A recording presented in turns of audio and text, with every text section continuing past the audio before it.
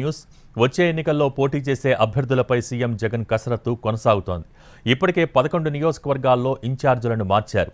మరికొన్ని నియోజకవర్గాల్లోనూ ఇన్ఛార్జీల మార్పుపై చర్చలు జరుపుతున్నారు. సీట్ కోల్పోతున్న సిట్టింగ్ ఎమ్మెల్యేలు చివరి ప్రయత్నాల్లో ఉన్నారు.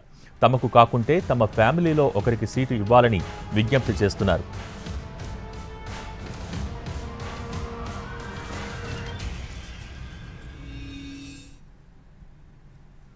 అరకు ఎంపీ అభ్యర్థిగా పోలవరం ఎమ్మెల్యే బాలరాజును బరిలోకి దింపాలి అనుకుంటోంది వైసీపీ.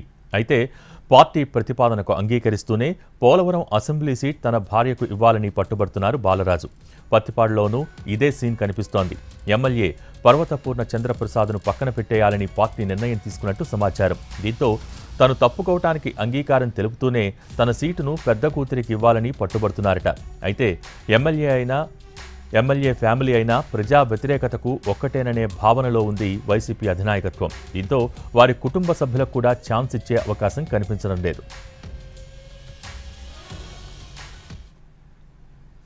ఉభయ గోదావరి జిల్లాల విషయం తేలాక రాయలసీమపై ఫోకస్ పెట్టనుంది వైసీపీ హైకమాండ్. రాయలసీమకు సంబంధించి ఇప్పటికే కొంతమంది ఎమ్మెల్యేలు మంత్రులకు తాడేపల్లి నుంచి కబురు వెళ్లింది. జోన్ల వారీగా తొలగింపు ఎమ్మెల్యేల జాబితా సిద్ధం చేసుకున్నారు సీఎం జగన్.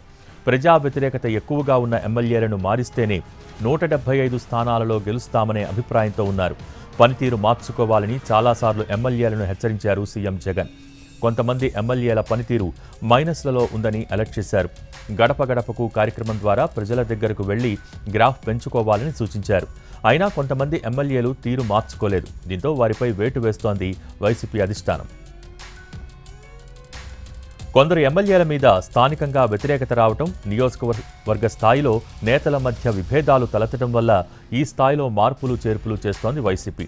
టీడీపీ జనసేన పొత్తులో భాగంగా పోటీలో దిగే అభ్యర్థులకు చెక్ పెట్టేలా సామాజిక సమీకరణలతో అభ్యర్థుల ఎంపికపై ప్రణాళిక రెడీ చేస్తున్నారు. జగన్ అంతర్గతంగా చర్చించే వ్యూహం అమలు చేస్తున్నారని, ఫలితాలను ఎన్నికల తర్వాత చూస్తారని అంటున్నారు వైసీపీ మంత్రులు.